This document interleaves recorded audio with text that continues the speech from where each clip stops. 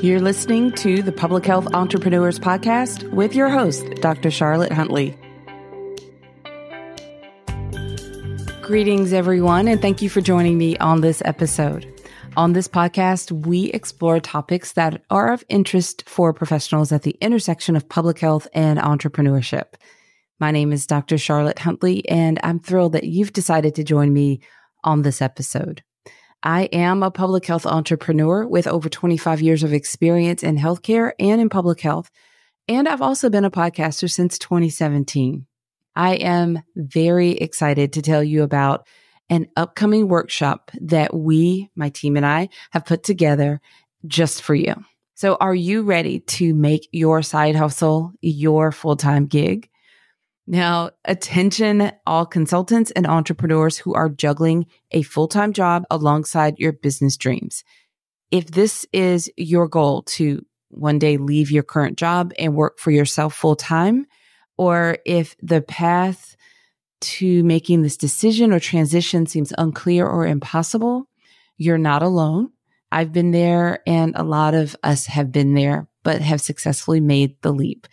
Over the years, I've guided countless professionals like you become full-time entrepreneurs, and now it's your turn. We are preparing a 5-day game-changing workshop for you, and I am very excited about this. We're going to help you explore your options and develop a personalized strategy to achieve this entrepreneurial milestone. Don't miss this opportunity to transform your side hustle into your main hustle. Now, here's how you can secure your spot.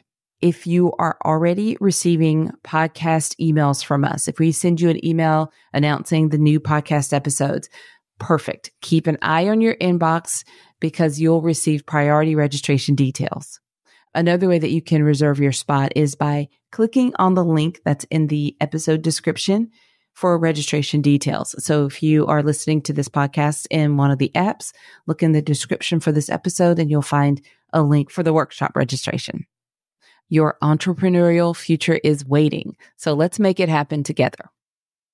On today's podcast episode, I'd like to share some top networking tips with you that will help you prepare for your next conference. Now, be sure to listen to the episode right before this one, episode 53, where I covered why you should be setting networking goals for your next conference. I kind of set the stage for this series that's coming up. On today's episode, I'd like to talk to you about networking strategies and the things that you should be doing before the conference. So let's dive into this. A lot of people are really ready to get to the conference, and we're busy getting ready, preparing, making arrangements, doing all the things, but we miss out on the opportunity to do a lot of networking before we actually get to the conference. So one thing that I'd like for you to do is research attendees, speakers, and organizations. Find out who's going to be there. Remember that your specific networking goals, like back in episode 53, I encourage you to kind of set the platform or the framework for why you should be setting the goals, but you'll need to decide what those goals are for you. So just remember your specific networking goals. For example, what number of connections are you looking to make, and what type of individuals or organizations are you targeting? So keep that in mind as you research the attendees and the speakers and organizations that will be there, so that you're making decisions about who to connect with and what organizations to go and engage with based on what your networking goals are. Okay? So keep that in mind as I go through the rest of the strategies that I will share with you. So the next thing I would like to share with you is to prepare and practice your elevator pitch. So in our group mastermind program, we do this often. And I love seeing how people open up and become really comfortable with being able to introduce themselves, their businesses, who they support or serve, and the problem they solve. So this is something that you'll need to craft and you'll need to practice.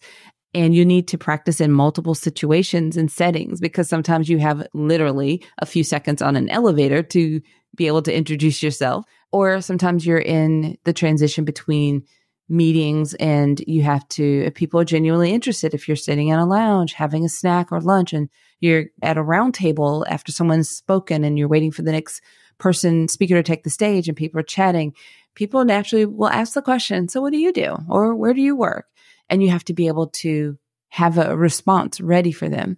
So prepare and practice your elevator pitch. Don't just prepare something without ever reading it out loud, actually practicing it with people. Try your friends and family for practice and make sure that you're comfortable with it and that what you typed out on that document or wrote out on that paper actually makes sense when you say it out loud. So that's what I mean by practicing. So that's important.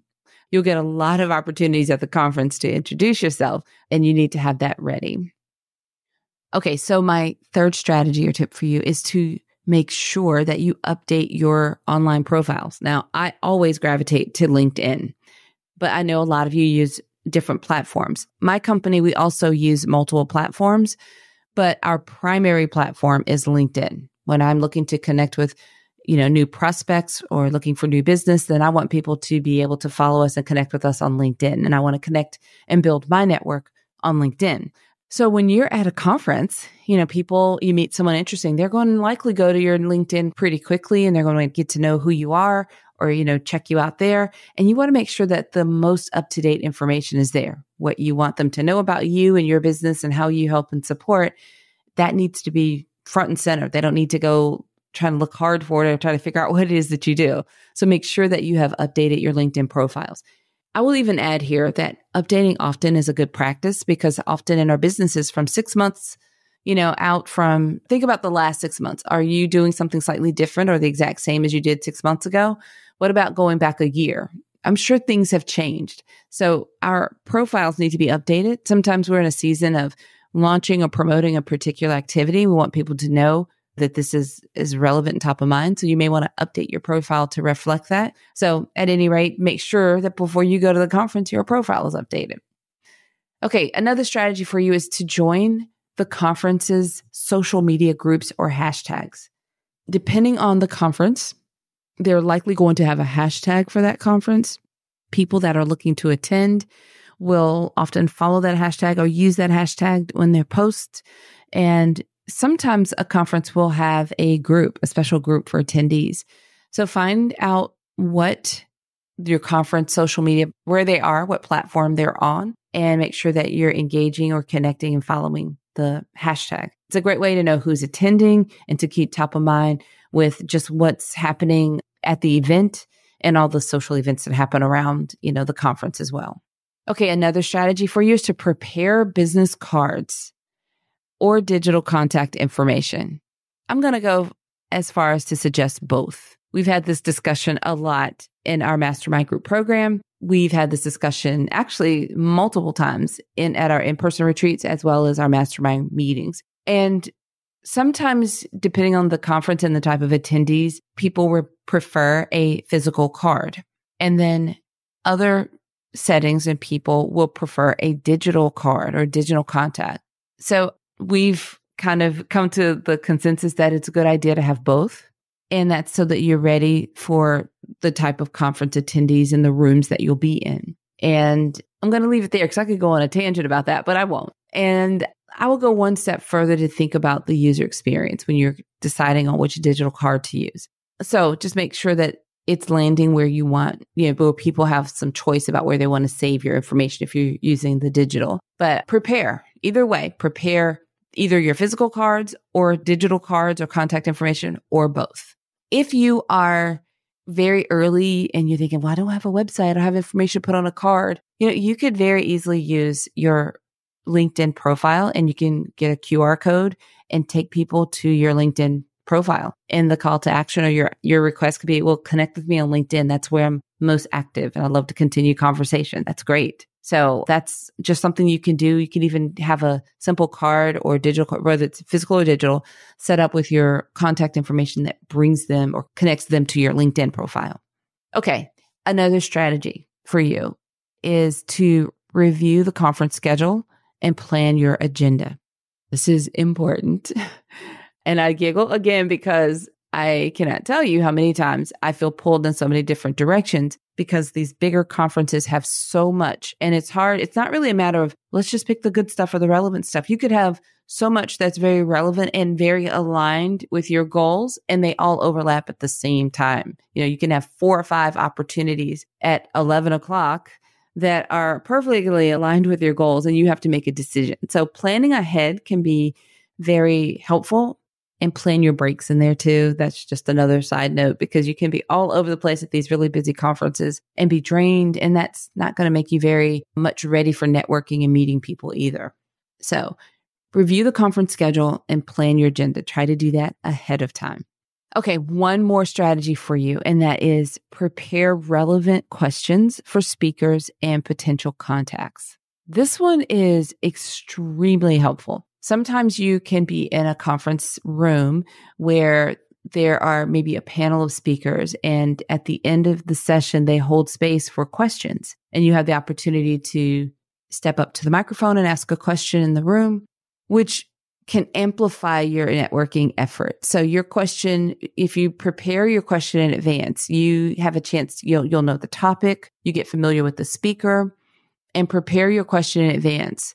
Even if you end up, like maybe you prepare your question in advance and during the course of the speaker speaking, you decide to tweak your question a bit based on something that they've spoken. That's perfectly fine. But preparing some questions in advance can help you with a starting point. And often you'll be able to ask that question the way you've planned it. And while you're getting the feedback from the speaker, the other people in the room are also benefiting from hearing your question, and they may decide they want to connect with you based on the question that you raised. That happens a lot. So preparing your questions in advance for speakers or potential contacts, maybe that you're anticipating certain type of people that you want to connect with, and as you're networking, maybe for your next client. So maybe there's a relevant question that you want to be able to ask your potential, prospects. Get to know more about them and maybe even their pain points at the organization and so forth. All right. So these are some strategies that I think all of them are high value strategies to help you prepare before the conference, depending upon how much time you have. And, if you're listening to this and you think, well, my conference is next week, you can't do all of these. So pick and choose from the strategies what aligns with you